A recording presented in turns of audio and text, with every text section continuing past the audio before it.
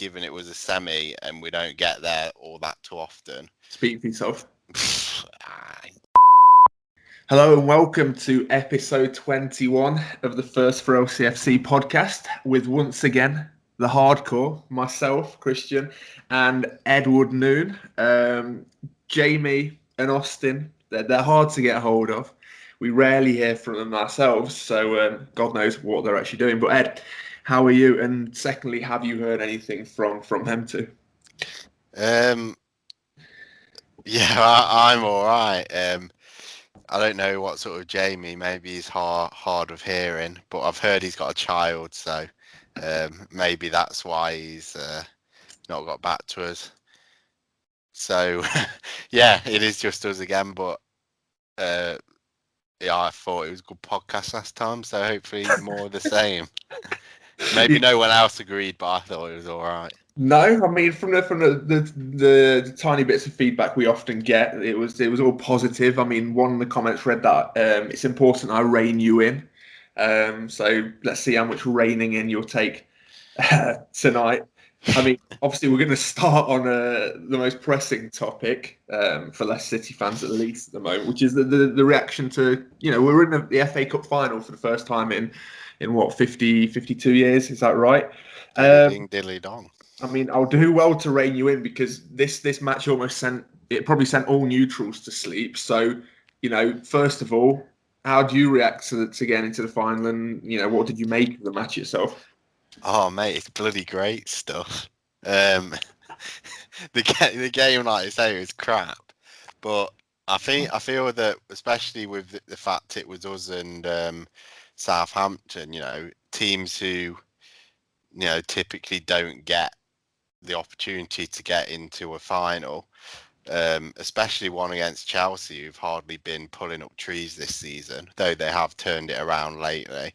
Like, there's a genuine chance of silverware for both teams, so I can forgive them for it being a somewhat of a cagey or lower quality game with all that was riding on it. But yeah, I don't really give a shit about the game. Like, we won, and for that I'm happy. Well, yeah, I mean, we're not going to sit here and slate it for qualifying in a lack of style, but the co-commentary, or just me and a lot of fans probably did think that, is there an element of us sort of almost freezing on the big stage? It was us and Southampton. It did seem that neither team could get into some sort of like proper flow. I'm not sure. The Wembley pitch always seems huge to me anyway, but for me it seems to be playing a little bit slow as well. I'm not sure if that sort of goes against our game plan, but the question I'm going to ask you is, like, Chelsea, they're experienced finalists. They've got players who, are used to performing on the big stage. Are we at risk if we don't sort of go into it with a different mentality of just getting outclassed on the day and sort of freezing when we're up against a higher class opponent in the final, do you think? Especially being a final. I mean, that in itself will carry nerves for a lot of our players, especially, I think. So, I mean, do you think it will be a factor? Not for me, Jeff. Like I said last week, like if we get to the final and it's against Man City, I genuinely think we would have been panned. But like, I've not got no concerns about Chelsea. Like, I don't know what have we done against them in the league this season. I don't even know. I could end up eating my words here as I look back at the results. They could have thrashed us, but I believe we beat them, didn't we? I think. I mean, my memory is not the best, but I'm pretty sure we not beat Chelsea. yeah, beat them 2-0. Like, no, I'm not concerned about them really. They've got decent players, but they're still trying to work out what the system is, what actually works, and they've also got games to be concerned about in the Champions League. Real Madrid, 2 matches for them before the final against Man City and Arsenal, and they've got a lot going on. And yeah, we're also battling it out in the league, but I'm just not. I've not seen anything from Chelsea to make me think there's a chance they could embarrass us on the day. So I'm all right with that. What about you? Well, I'm not saying it's so much what Chelsea possess. I think obviously that's clear for everyone to see. Yeah, they've had a change of manager. They've seemingly got a lot tighter. So, well, other than that weird result against West Brom. But my point being is that it's how we handle the situation. Like, yeah, sure, on paper, our quality isn't, far inferior to Chelsea. I'm not disagreeing with that. And if it was played at home ground or even at Stamford Bridge, I think it'd be a competitive game. I'm just saying, the factor of nerves and what I did think came into it yesterday was that both teams did just seem to be a bit, I don't know, not playing a natural game. I think if I was a Southampton fan, I'd be, massively aggrieved. They did well. There was one shot on target in the whole game, which was the goal, and even the goal. I mean, it was well taken. Don't get me wrong, but I mean, it was a second bite. But yeah, as a Southampton fan, they've got Danny Ings on the pitch. He's gone through very good form, but they just didn't really give him any service, did they? What does Danny Ings? Does he look like the kind of guy that would? I'm glad. Well, no, go on. You finish it. No. Inside joke. Inside joke. Yes, scrolling for this tweet we got earlier. Yeah, so someone asked us. Don't repeat it. Just. If people want to know what we're talking about, they can find it on Twitter. Well, basically, yeah. I'm not going to finish the whole tweet, but it's just abused Danny Ings. He looks like the type of person who does something. If you want to see the tweet, then yeah, looking at our responses to the podcast tweet. But well, now he's mentioned it, maybe. But yeah, no, there's not a lot else to talk about in terms of the actual game. Well, I mean, other than the fact Iheanacho is probably going to win Ballon d'Or, isn't he? Especially with all the other players maybe getting kicked out of it because of the Super League. Like, well, yeah, I mean, I'm pretty much nailed on that he's going to win the Golden Boot next year, Ballon d'Or. He'll probably somehow get top goal scorer at the Euros. I don't know how, but I could see him doing it. He's bagging everything else at the minute.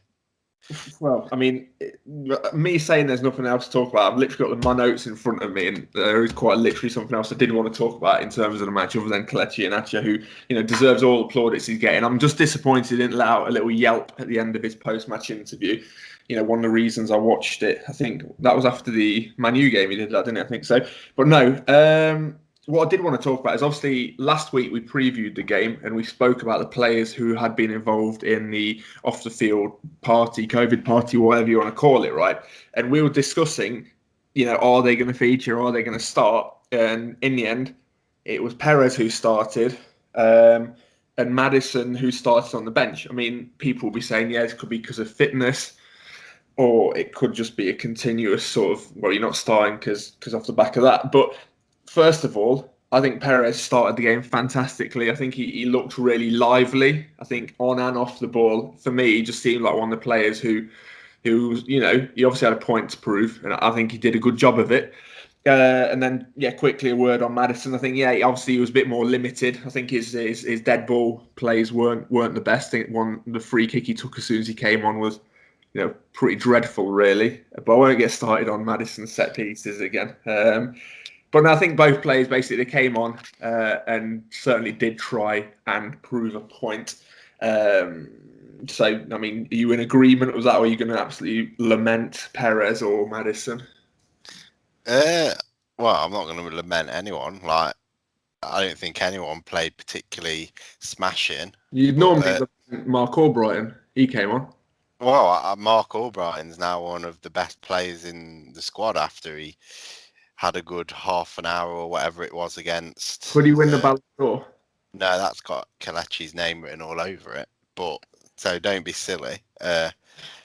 Probably the Golden Glove for him. But either way, no, I think I think Maddison didn't start because he's just not ready to start personally.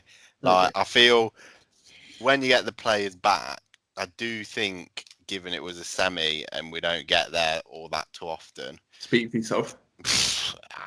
Come on now. I'm talking about football, but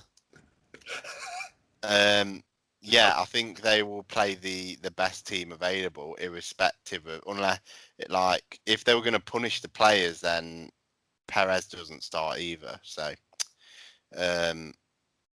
it wouldn't make sense to punish one and not the other. So I'm saying it's probably for fitness, and I'd probably say that as soon as Maddison, as good as Perez has been stepping into that role, at least better than he has been when he's been playing out wide or completely up front, as good and as solid he's been in this system, as soon as Maddison's back to full fitness, got some minutes under him, I think he'll be starting again. So I was almost deliberately listening out for the innuendos that came off the back of that. And I think I'm just like, I'm not going to lower the tone. I think you're being really childish, and I don't think our listeners really appreciate this sort of genre of chat. They're here for the football, not the banter.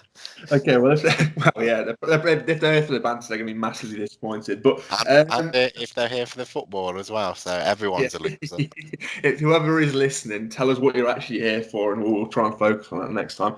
Other than me reining you in, apparently. But no, I mean, interestingly, Jamie Vardy, right? He got the assist, and again, you can never really question his work rate. But I'm almost starting to see him in the way that he was played for England. He's obviously, well, I'm not saying he's meant to be playing as a wide person, but he's definitely having more of an impact as a wide player. I mean, someone should have said that last week. I'm not sure. Did you? Didn't recite the whole podcast. But no. So, I mean, I'm not really sure what point I'm trying to make. I think I'm just saying that he definitely serves a purpose, but maybe it will be as more of a creator now that we've got Kelechi, who again referenced it in his post-match chat, saying he wouldn't be able to do score the goals that he's scoring without Vardy there. So maybe, well, certainly there's a podcast, not a podcast. There's a partnership forming. Maybe they do have a podcast as well. I don't know. But I mean, I'm going to try and leverage this into my next point, which is, are we in need of another striker to join that sort of join that pair really, because we haven't got any other strikers really in the squad, have we? Or outright strikers. And this week we have been linked with Tammy Abraham, who is massively out of favour, it seems, at Chelsea at the moment. So I already know your opinion on this, but please do share why you think we should make a move for Tammy Abraham in the summer window. Well, if we want to play two up front, then you can't do that with two strikers in the squad. Obviously you can, but the odds are someone's going to get injured, and or one of them's like in the mid-30s next season, and they're not going to be able to play 50, 60 matches a season. So we can't count on that formation with just two strikers. So we need a striker, whether it's somebody who's going to challenge for the first team or whether it's someone with potential who can be a good stand-in when needed is a side point, but we definitely need a striker. Tammy Abraham, if available, I think it'd be rude not to. Like, young player, point to prove, think is proven at Chelsea. He's their top goal scorer, even though he's not been much of a fixture in recent weeks. And he offers something a little bit different to what we've currently had. Doesn't mean out of all the strikers in world football, he would be the one I'd go for at the top of my list. I think given us and Chelsea you can pretty much say, as long as we don't completely chuck the end of the season away now, like we are sort of domestic rivals, at least in terms of we're challenging for finishing in similar places in the league. So they're not going to sell somebody to us for market value, because they're just going to be strengthening their opponents. So we'll have to pay big money, and I think I read he's recently signed a new contract, and if that's true, and with the amount of money that Chelsea pay their players, he's going to be not just demand big money in a transfer fee, he's going to want big money contract as well, and he's probably not warranting of a mega a mega deal that makes him one of our highest earners. So I know some people have been saying they'd rather go for like Edouard of Celtic purely for financial reasons of like how much it'll cost up front, but I certainly think it's an option to consider. I mean, of course, he comes with the English sort of premium price tag as well, and like, well, I don't think you said it yourself, but I don't think it's really part of our sort of transfer policy to necessarily go for like. I wouldn't even call it. It would go down as a high-profile signing, but not for the like. I said to you in our chat as well, like if we're going to qualify for Champions League, I'd rather us go for like a high profile signing, maybe, some experience and maybe pay a bigger wage rather than, I don't know what he'd cost. Realistically, yeah, probably upwards of 45 million, maybe. I don't know, I'm plucking the figure out of the air. But my point being is he had a fantastic season. It was Aston Villa, wasn't he? And helped them get out the Championship, if I'm not incorrect. But I mean, yeah, his goal. He went through a good patch at Chelsea, but it's almost like for me, and a lot of people may disagree with this, but he's just sort of been put on a higher tariff because he's a Chelsea player. I don't think he's literally done anything that's spectacular at Chelsea to make him like a better quality player than he was when he left Aston Villa. I think obviously he's playing with better players, so he's probably going to get more chances, but. I'm pretty sure if you look at maybe his conversion rate, it's probably not that impressive. But again, proved me wrong. And I know Jamie's a stats guy. I don't think he actually even listens to this podcast, to be fair, when he's not on it. But he's just dad guy at the minute. Yeah. So my point being, no, I don't want. If the money's right, or maybe if it but like you say, we're not going to loan him, and it's whether Chelsea would even want to sell him. For me, I won't be surprised if he sort of goes abroad. On some sort of like one of them loans where you pay like 10 million or something like that. But then if that happens, that's literally not our problem. We do need a striker. For me, I think it would fit more of a Leicester sort of mould. I'm not going to say Edouard's too high profile, but I wouldn't be surprised if it's a player that none of us have on our radar and someone who, similar to sort of James Justin or something, that isn't necessarily going to be bought to be starting matches, but someone they obviously rate and have been watching for a while, but I've certainly not seen any names linked. I think it's probably a little bit too soon ahead of the summer window, especially, and it's a Euro sort of summer, so now we are in that top 6, top 4, hopefully by the Euros. There'll be players that impress at the Euros, and inevitably, we'll be linked with that sort of standard of player, hopefully. So, who knows? Well, I'll just add I don't know where I made this thing up about him signing a new contract. He hasn't recently, but what he's been the only reason he hasn't signed one, according to these articles, is because demanding £180,000 a week. Well, yeah, because that's what they offered Hudson-Odoi. So I imagine he might lower it a bit to come here, because if he's not getting it at Chelsea, he definitely wouldn't here. But you'd still imagine we'd have to pay 120 grand plus, which would probably make him our highest earner. And yeah, I just don't see that. He's just not worth that, is he? No, not for me. I'd like to say when the rumor came out again, I think it was you, the transfer guy who always puts it in the chat. Yeah, sure. I think you asked me saying, would I be interested? Yeah, I'd be interested, but that's just a platonic sort of answer. Like, if you're looking at these wages and stuff, I honestly don't rate him as highly as that. It disrupts our wage structure. I think we are going to make sensible moves, but again, if we're going to move for someone who wants a good wage, go and get someone in there. I'd say at mid-30s who's been there, done that European level. Olivier Giroud. Every year, put a sock in it, man. I wasn't even thinking of him. I wasn't even thinking. Of course you are. You never think about anyone else. Well, Giroud. I would rather Giroud than Tammy Abraham. And it actually, do you know what? Not right now. Tomorrow at some point, I'm going to put that poll up on the thing. I'm probably going to be massively outvoted, but anyone who knows anything about football would vote Giroud. But I'm not going to sway the vote. But no, someone who is linked inevitably with a move away from Leicester City in the absence of Jose Mourinho, who vacated the hot seat at Spurs is obviously our manager, Brendan Rodgers. I think he's second favourite with the bookies. Not that the bookies, often get these managerial things that spot on. But yeah, I mean, he was linked with them. Well, in the last time round, I think when Mourinho was sort of getting the job, he's been linked to any other sort of mid to high profile jobs since. I know what your opinion was back then, but in the current climate, is Rodgers at risk of leaving Leicester City, in Ed's opinion? No. Okay, so it's changed. That's that. So if anyone's listened back then, it was almost the opposite. It was almost a very clear yes from Ed. So okay, explain why that is. Why? Well, the question is right now, would it be like no?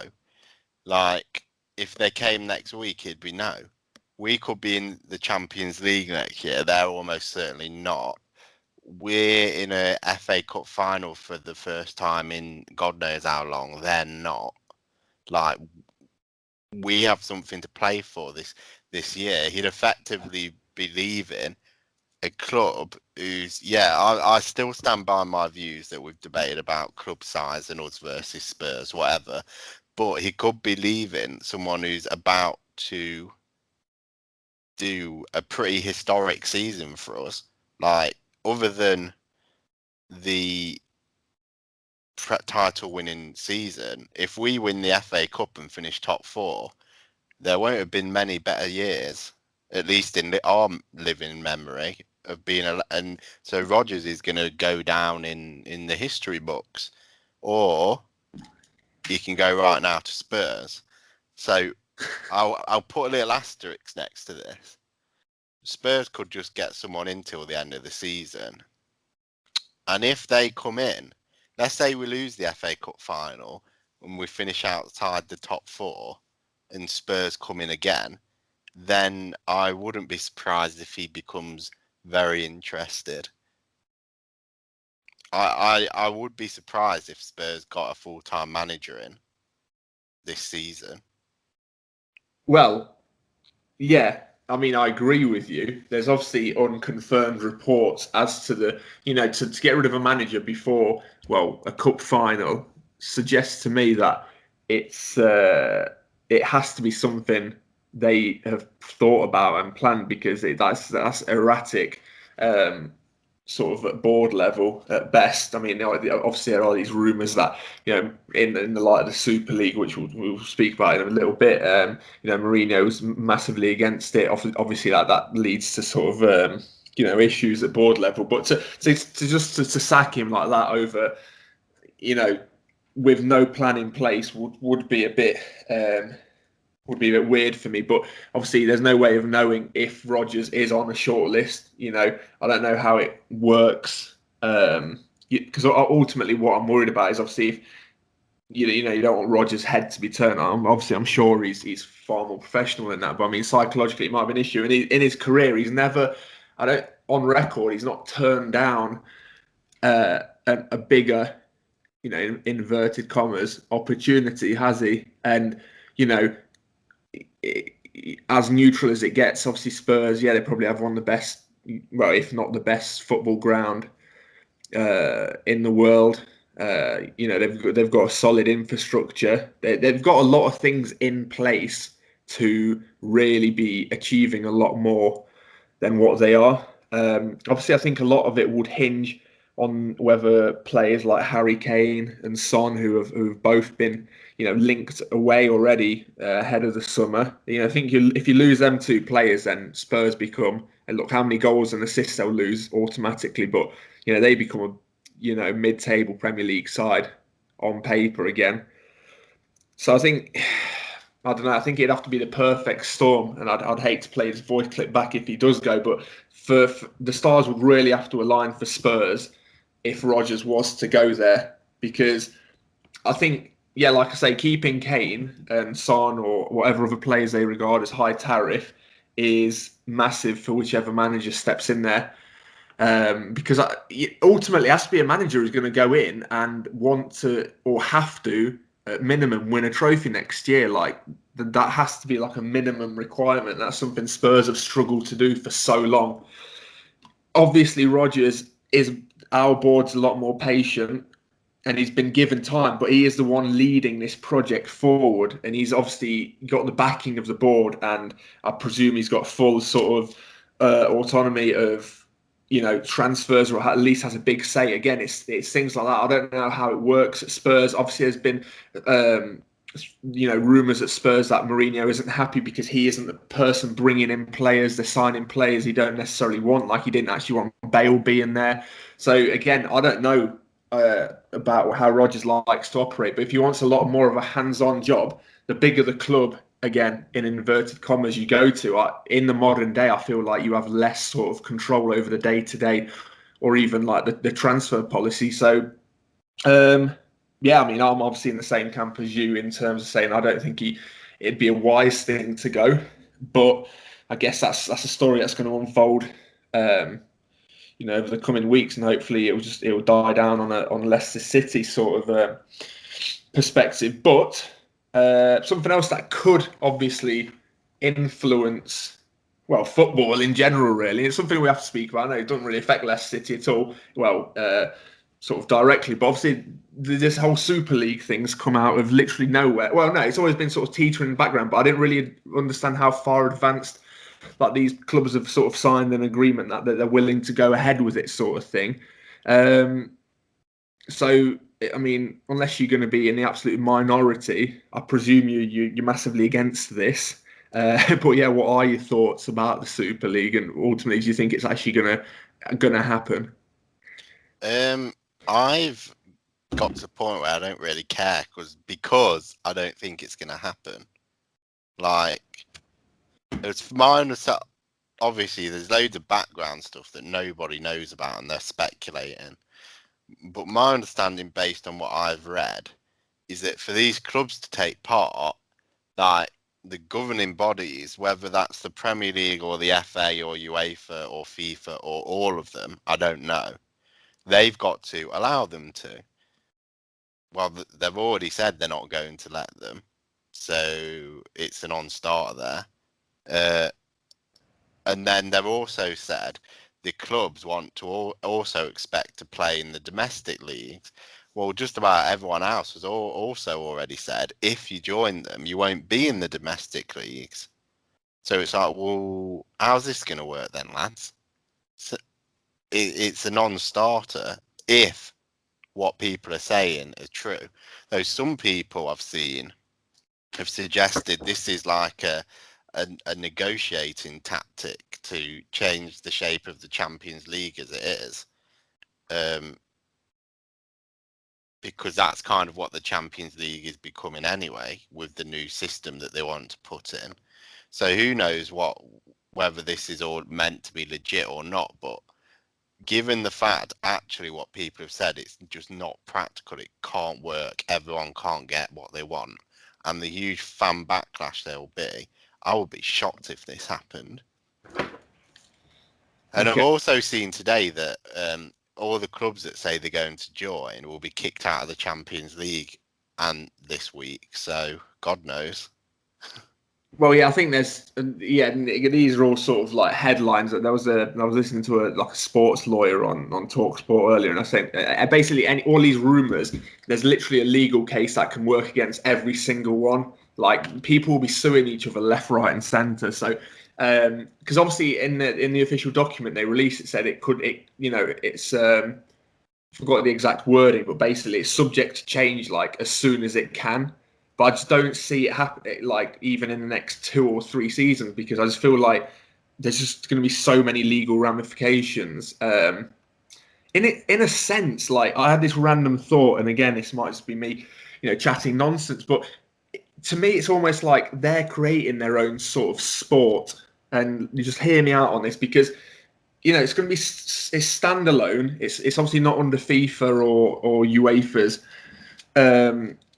Sort of umbrella. So, there's no competition. It's purely a franchise. So it's like one of these nonsensical sort of pre-season like tournaments in America or, China, who, fans can either take or leave because, it's purely being done to add, a revenue, as any football manager person might, experience in their own pre-season planning. You're going to go to like the Middle East or wherever because that's where the money's at. But the scary thing is that there's nothing stopping the people who are making these decisions to just literally do that throughout the season. So play these games in like New York, in Qatar, I don't know, just wherever like they want to play them. But beyond that, so obviously that takes it away from the everyday supporter, because sure they'll be looking at what ticket revenue, that doesn't count for anything. So they could easily have like their own subscription model or something like that. But then I had this even weirder thought that what's actually stopping them from just starting to change the actual rules of the game? And again, I don't know if this is even possible because, again, don't know the laws or who's governing it. But like, if they want to make it like an absolute spectacle and Americanize it, if you want, to coin a phrase, what's stopping them from making it more attacking? But I don't know, like making the pitch narrower, or just something weird, like making the game shorter, or obviously like VAR is like a massive thing now, but just doing something weird, like getting rid of like human referees and just making it a bit of like a freak experiment, if you like. So I just feel like it's taken the whole game down a really dark and sort of uncertain path, because obviously then the ramifications of what that does to the domestic sort of pyramid is that, all advertisers, they want to be plastered in on the matches of like Liverpool and Man U and basically these teams that are in this Super League. So if you take all of that out of the English pyramid, that a lot of money disappears. So again, I'm no expert on it, but I just feel like it'd be a very dark day if that was to ultimately happen. But then the only one positive I did think of, which I think I mentioned in our chat earlier, was that it did certainly make the Premier League very unpredictable, wouldn't it? I mean, if you take those 6 teams out of it, or at least 4 of the 6, like Arsenal and Spurs, like take or leave, to be fair.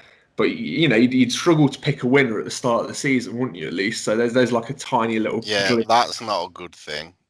Trust me, that it's like saying, "Oh, the Portuguese league or the Scottish league or the Dutch league or whatever, they're more competitive," and it's just like, Well, the yeah, Portuguese because league, they're all you've named crap. very bad ones there. Well, no, because they're all right. The Portuguese have a handful of teams that can win it, but it's more like they're just all the good players. Yeah, there'll be different teams winning it, but I don't think that's what you want. I think you want the best people there and the best teams to win. And if these let's assume it's not going to happen. I'll put my money where my mouth is. It's not. But let's assume it did happen, and they get the money that they think they're going to get from it. Then every single good player will not want to come to the Premier League anymore. It's not attractive. The Premier League now, yes, Leicester is not the end goal for just about every single footballer in the world ever. But they get to Leicester and then they can build up to the bigger clubs, but they'll stay in the Premier League or these system or these other big leagues, but they won't now. The Premier League and every team in it will be nothing but a stepping stone, and the quality will suffer massively because of it.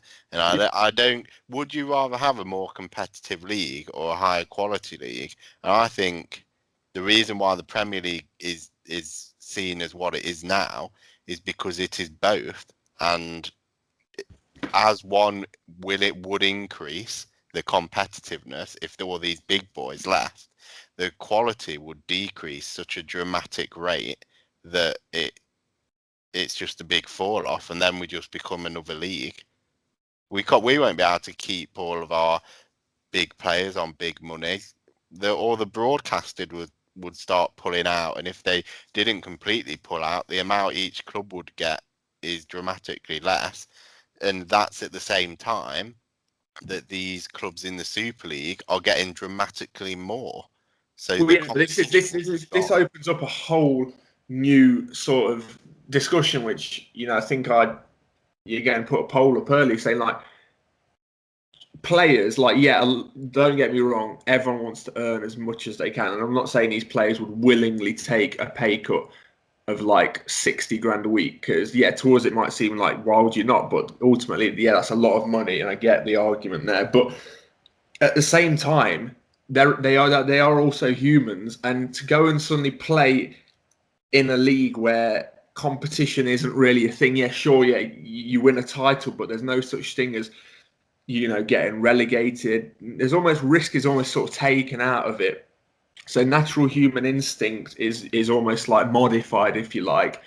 They'll be playing the same teams, like 4 times a season. I don't know what the proposed plans are, basically. But again, as a player, as a young player growing up, or even as an experienced pro, if you ask these pros, they probably look forward to the Champions League draw, or at least the knockouts, because they'll be like, "Well, wow, look, we're going up against Bayern Munich, like," and it's rare and it's a novelty and it's a challenge. But if you suddenly take that away and normalize it and almost desensitize these players to like the big occasion, like I just personally can't imagine that the majority of even the footballers would want to do that, because it like I say, it does change the game of football. It changes the whole atmosphere around it. It doesn't become the game that they grew up playing anymore. So I don't know. It's going to have to be a very, very lucrative sort of offer for these players to sort of jump on it, because I just don't see how it's even practical. Other than for these, the chairman or whatever who want to make all the big money. It's going to make them a lot of money in that, but I just don't see how you can persuade, the players and the working staff to jump on board with it. Because if the players don't want to do it, then there's no hope for it. Oh, nice monologue. I don't think it will happen. Do you think it will happen? Do you think it will happen? Well, no, I've just answered that in my monologue. Well, give me a yes or no answer. In the year 2025, 2026, will there be a Super League?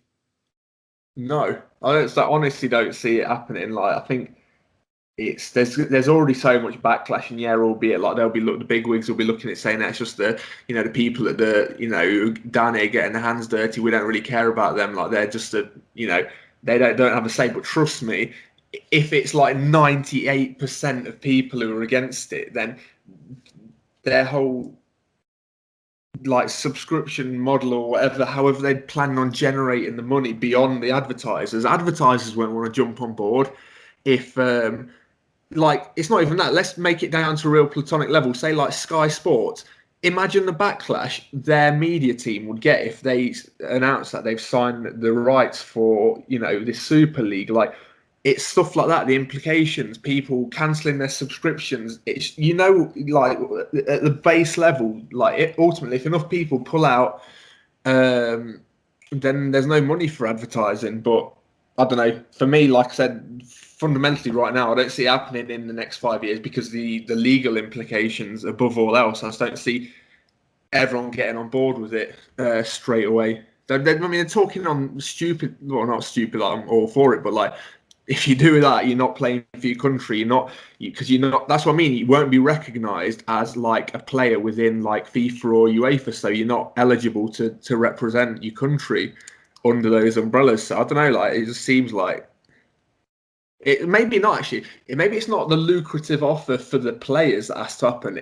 There has to be a very lucrative offer, like you alluded to, for the 14 Premier League clubs to say no. Actually, do you know what? You go and play your Super League, but please actually do stay in the Premier League because we need you.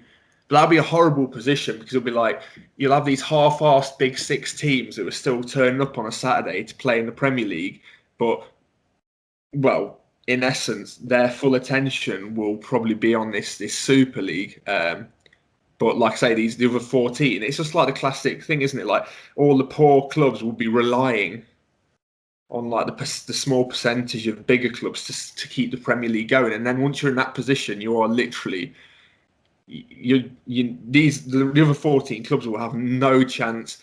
There's already a big gap financially between the big six, probably, and the rest, but it'll only be bigger. Like if you look at the forecasted revenues and what this Super League can generate, then yeah, like you said, all the big players will just keep going to these Super League clubs, because even if they didn't want to play in the Super League, they'll be, well, I'm still playing in the Premier League, but I'm getting paid like absurd wages, like $500,000 a week or something. So if it goes ahead one way or another, the game's gone for me. Oh, there you go. There you go. That's it. Don't know what I can add to that, so Not a lot. It's not going to happen though. So chill out. Chilled out. So yeah, I mean, that is another thing ticked off the list. I mean, looking forwards at Leicester City again now. I mean, lack of preparation does come into it. What's going on in our fixtures? We've got West Brom. That's on Thursday, weirdly enough. Yeah, so West Brom. Let's preview West Brom. Obviously, just going to ask you. Got no one else to ask. Sort of know your answer. I can hear it already in my head. Like, shit, it's easy. So tell me that it's going to be a walk in the park, and that West Brom are actually shit. And did you know West Brom's last 2 games they've won on aggregate 8-2, and they've played Southampton and Chelsea in those 2 matches. Yep. Well, I didn't know. I knew it's the Chelsea game, but I'm just doing my maths on them at the bottom of the table. They've got a game in hand over Burnley, but they are currently 9 points adrift with 7 games left. So you do feel that as a Baggies fan, a win is a sort of a. You're looking at their running as well, and well, I say I'm looking at it. It's generous, let's put it that way, and they'll be looking at. Well, they won't be looking. They'll be looking at Leicester as one of the tougher games there. But right now, if they've gone to Stamford Bridge and beaten Chelsea, then they're not going to be thinking we can't beat Leicester, are they? So, but yeah, back to the question in hand. I mean, do you see them being even an issue for us? Then there you go. No, mate, we're gonna walk all over them. A big Sam side is going to get walked all over. I mean, that's. Oh yes, it's going to be destruction. Even Jamie Vardy's going to score. That's how big of a one-sided affair it will be. He loves the goal against West Brom. So he scored 2 penalties in the last time their teams met. 3-0 early in the season. Stats. Your sound keeps going. I don't know if anyone else can hear that, but yeah. But yeah, what do you think the score will be? Score predictions. I mean, you haven't offered me yours, have you? But I'll answer your question and then say 4-0. 4-0. I don't think it's going to be 4-0. The lads are going to be pumped and up for it. Rampant. 4-0. I don't know. Kelechi Iheanacho 2, Jamie Vardy 1, Maddison the other. There you go. Well, fair enough. I see West Brom scoring myself. I think I see us going 2-0 up, and they're making uncomfortable the sort of last 10-15 minutes. So I'll go 2-1. I'd love to see Iheanacho on the score sheet again, and one of Perez or Maddison. I've got a feeling it'll be Perez. So yeah, 2-1 is my prediction on a lot more of a competitive fixture maybe than what you're suggesting, but we'll see. And I think a win for us is just as important, for different reasons as a win for West Brom is. I mean, looking at the top 4 now, it's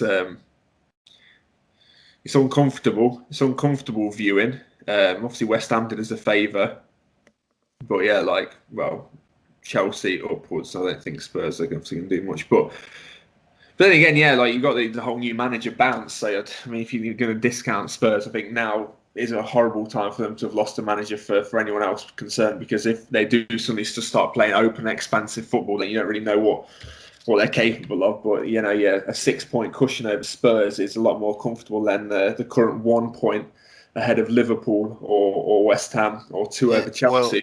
Well, last season I remember talking about the league, about where I'm comfortable that we're going to be, and I put together a little formula. And I'm just going to apply my formula to this season's league and see where I predict we can't come any less than. Because the last 3 games of the season, the last 2. We have 3 difficult games at the end of the season, don't we? Yes. Well, So I would like at least a 6-point gap going into them to feel super confident. So before then we have 4 other matches.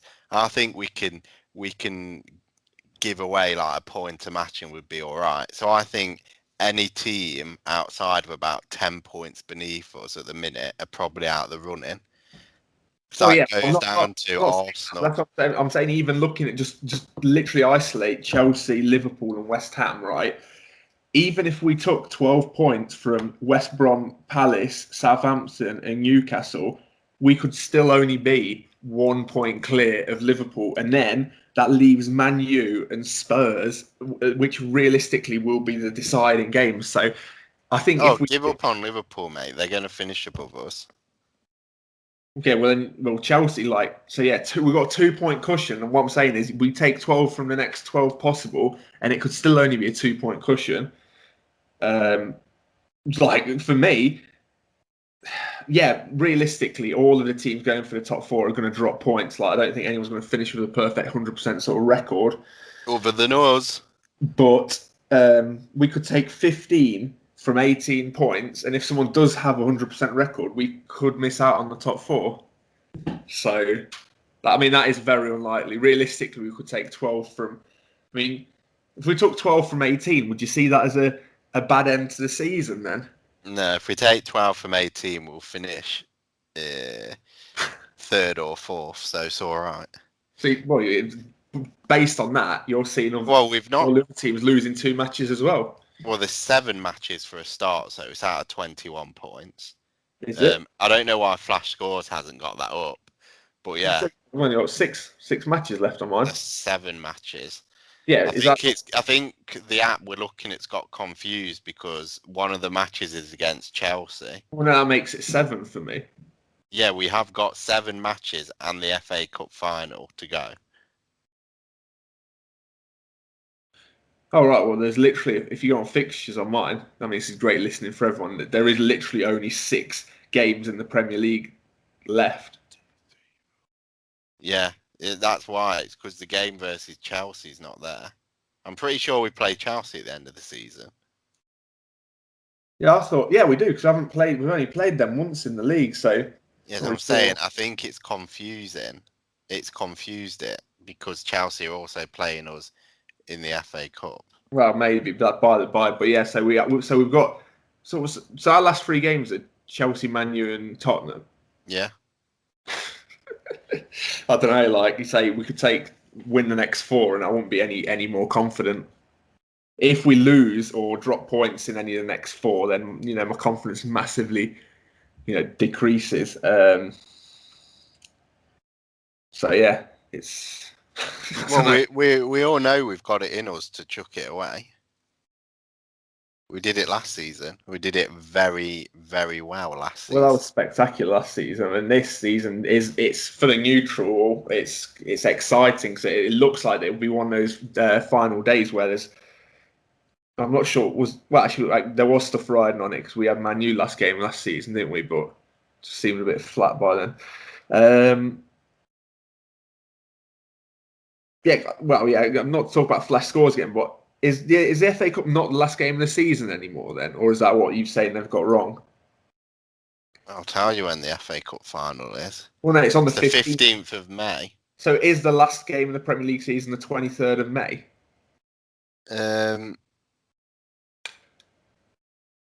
Yeah. All right, so... We actually know that there's a mistake on the here. Because it says we're playing Chelsea twice on the 15th of May at the minute. That's why there's confusion. Could be interesting. Maybe that could make it a bit more interesting. On the fixture list, without the rearrangement, we're playing Chelsea, Although it could be done because of the chat. We're at Stamford Bridge at 3 and then at Wembley at 5:30. So, yeah, 2-legged match, maybe.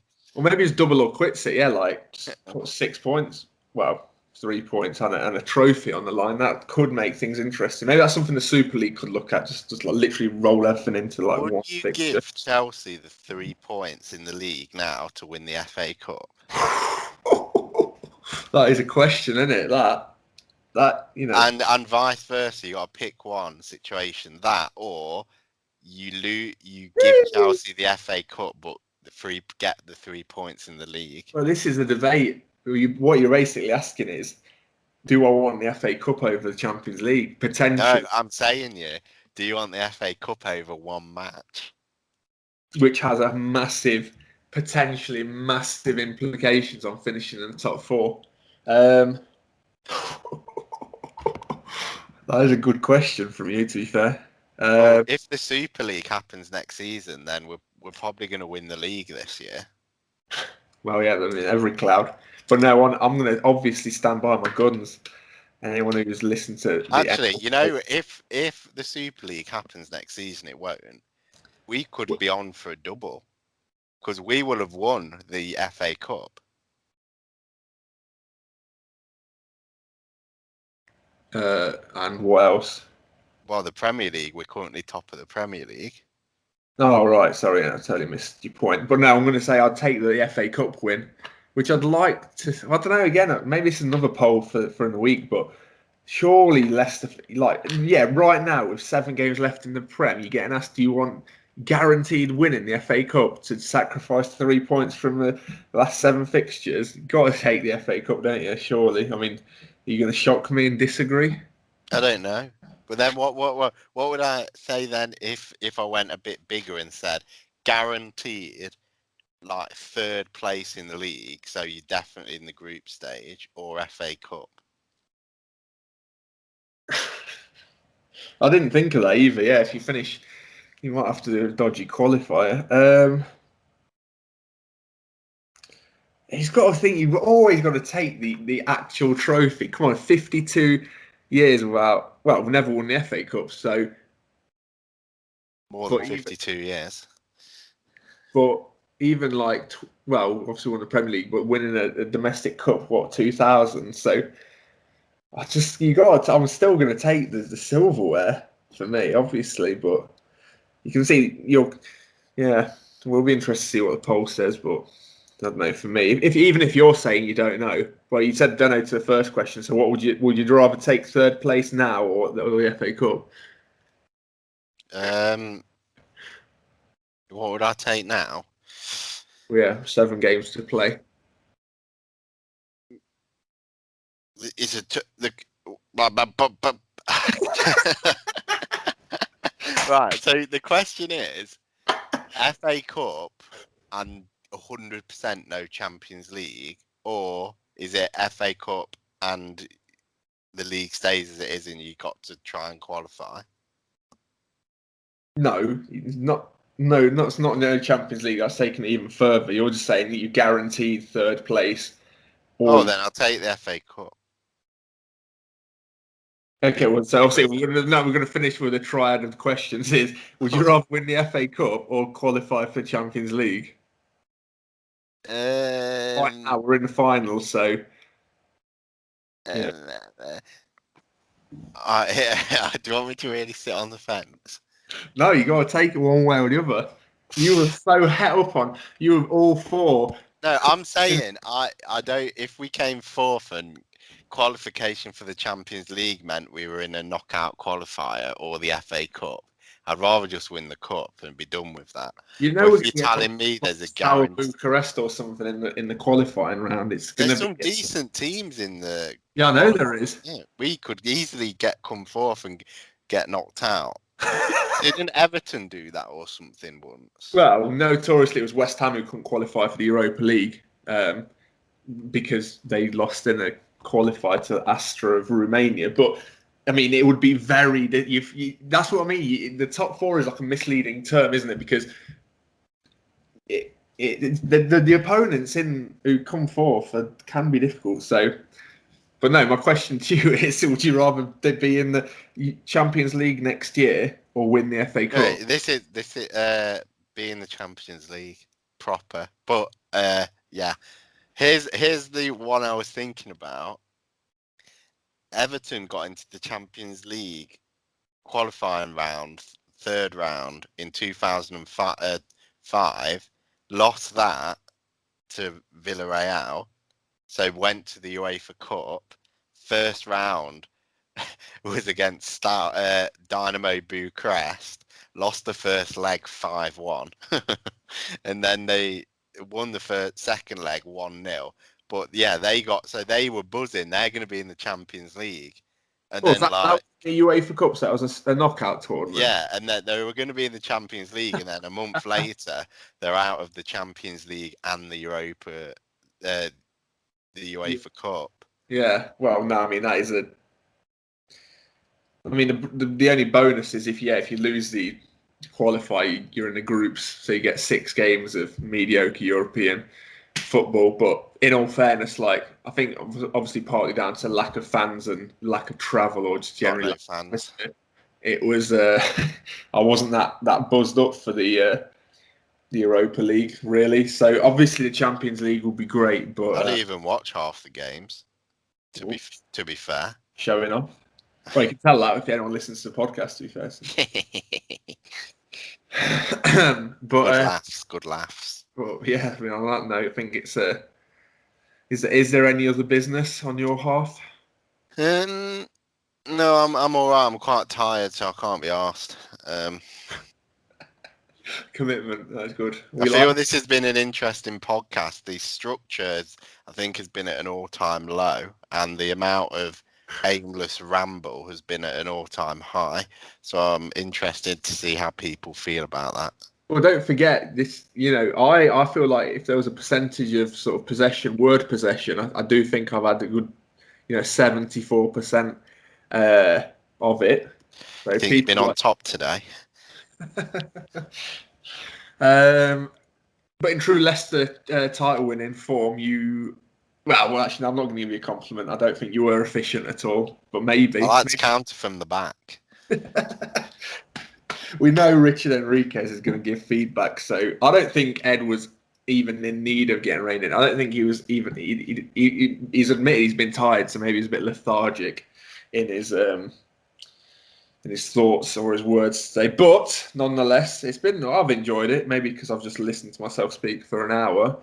But do you reckon Jamie will want to help us next week or what?